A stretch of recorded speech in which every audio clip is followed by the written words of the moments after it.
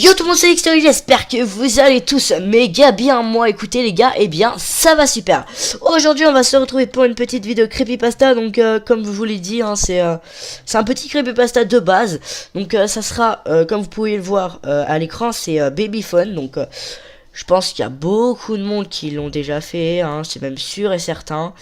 Bref, on va se faire ça tout de suite. Et puis on va voir qui va se passer dedans. Donc je voulais faire un petit coucou à deux potes. Donc je vais mettre leur nom dans les commentaires. Il y a Moncouz, donc Scopex54, et il y a un autre mec, et Génétique Spectre. Donc allez voir sa chaîne, elle sera dans la description comme tous les autres. Je vous souhaite à tous une bonne vidéo les gars. Et puis je vous dis, dites dans les commentaires vos idées de vidéo, et je vous dis bonne vidéo. Babyphone. Quand j'étais au lycée, mes amis et moi avions un passe-temps spécial. Comme n'importe quel voyou de notre âge, on aimait causer des ennuis. On n'était pas des vandales, on ne vendait pas de drogue et jamais on ne brutalisait les enfants à l'école, non. Ce qu'on aimait, c'était foutre la trouille aux jeunes parents en naquant leur babyphone. Nous étions insupportables, voyous qui croyaient qu'ils étaient trop doués pour se faire attraper. Et dont les conneries resteraient impunies. Une nuit, cependant, j'ai reçu une bonne leçon, et j'ai réalisé que je n'étais pas aussi intouchable que je ne le pensais. Mon ego surmentionné d'ado. Dimitri, Kurt et moi étions dans la même école. On partageait une bonne partie de nos cours, et on traînait ensemble presque tous les soirs après le repas. On regardait la télé, on jouait aux jeux vidéo, on débattait sur qui avait le meilleur casier au bahut. Un soir, on se racontait des histoires flippantes au parc. Kurt nous a parlé de la fameuse histoire de la mère célibataire qui entendait une voix démoniaque dans son babyphone. Comme beaucoup d'histoires d'horreur, ça puait le canular. Mais Dimitri nous a dit que c'était arrivé à sa mère une fois. Dans son propre babyphone, elle a entendu un voisin chanter une chanson à son bébé. Apparemment, il était possible de se brancher accidentellement à la fréquence de quelqu'un d'autre. En un instant, une ampoule s'est allumée au-dessus de nos têtes. Quand vous êtes suffisamment proche de quelqu'un, vous n'avez pas besoin de mots pour savoir à quoi la personne est en train de penser. Et nous pouvons tous témoigner qu'on a pensé exactement la même chose. On allait acheter un babyphone et se foutre de la gueule des gens. Pardonnez-moi le jeu de mots, mais hacker un babyphone était un vrai jeu d'enfant. Ce dont on avait besoin, c'était un engin sur la même fréquence que le vôtre. N'ayant jamais été du genre à faire les choses à moitié, j'ai fait l'achat d'un babyphone de super qualité.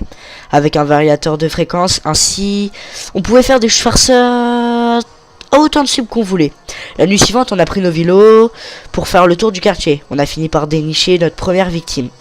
On pouvait voir la chambre de l'enfant par la fenêtre du deuxième étage de cette maison de banlieue. Dimitri a pris le babyphone et a commencé à l'accorder avec plusieurs fréquences, jusqu'à ce qu'on entende une respiration. Je me rappelle du sentiment d'excitation qui m'a part.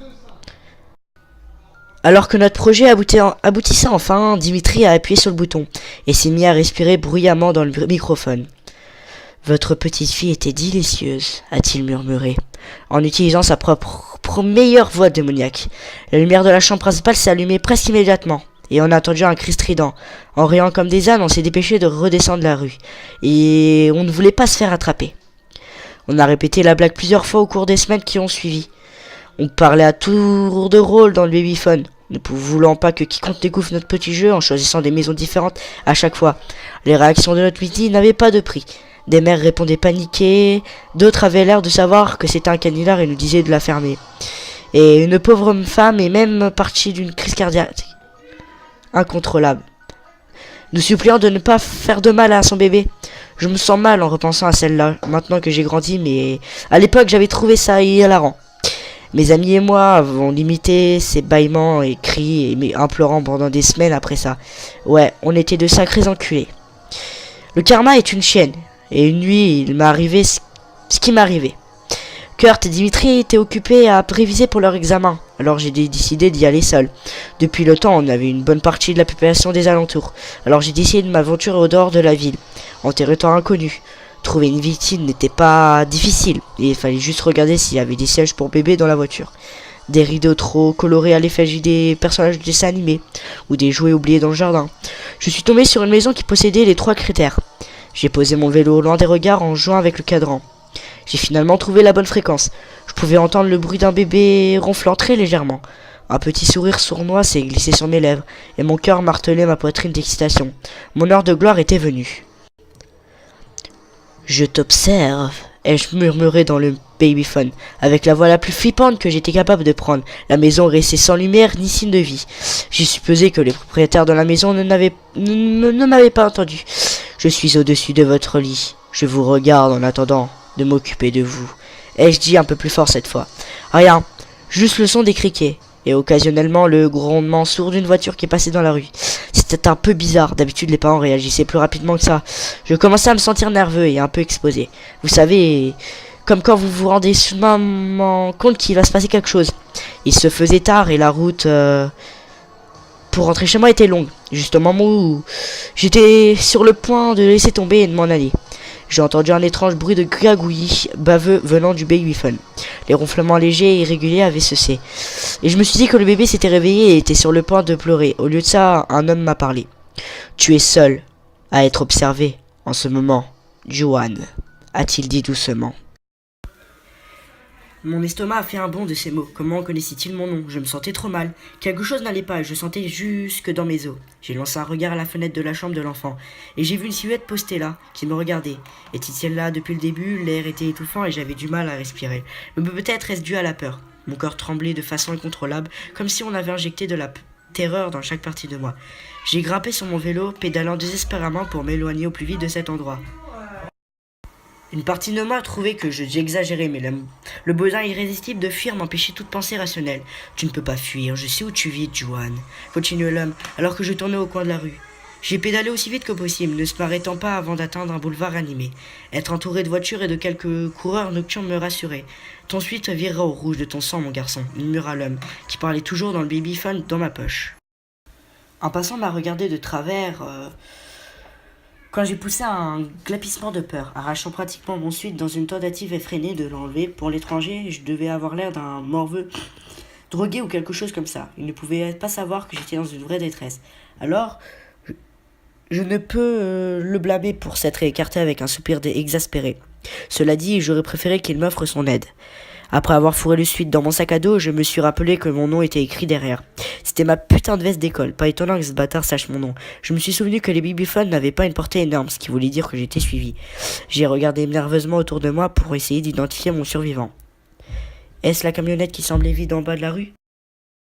Ce gars qui promenait son chien? La voiture qui venait de passer? De toute façon, la dernière chose que je voulais était d'entendre de nouveau cette voix. Alors j'ai éteint l'appareil et j'ai roulé en direction de ma maison. La peur avait accru mes sens et je faisais attention à chaque petit mouvement dans les arbres, chaque craquement de brindilles sous les roues et à chaque voiture qui me dépassait. Je sursautais à chaque fois que quelqu'un s'approchait, terrifié à l'idée que ce type me retrouve. Heureusement, je suis rentré à la maison sans accident. J'ai rangé mon vélo dans le garage et je me suis traîné dans les escaliers jusqu'à ma chambre. J'ai négligemment jeté mon sac à dos et le babyphone dans un coin de ma chambre, avant de plonger sous les draps tel un nageur olympique. Peu importe quel âge vous avez, il n'y a nulle part autre où vous sentirez plus en sécurité que sous votre couverture. J'ai fermé les yeux en espérant que j'arriverais à me calmer suffisamment pour avoir quelques heures de repos avant les cours, mais c'est alors que j'ai entendu un bruit parasite venant du babyphone à l'autre bout de la pièce. Il était censé être éteint. « Fais de beaux rêves, Juan », a dit la voix qui hante encore mes cauchemars. Je n'ai pas fermé l'œil de la nuit. Jusqu'au lever du soleil, j'étais trop effrayé pour sortir du lit. Quand je me suis levé, mon premier réflexe a été de retirer la batterie du babyphone et de le jeter dans la poubelle. Je ne voulais plus rien avoir à faire avec. J'avais prévu une excuse pour pas que mes potes me prennent pour une tapette. Avec de grosses cernes sous les yeux, je me suis habillé et pris mon petit déjeuner et suis parti en cours.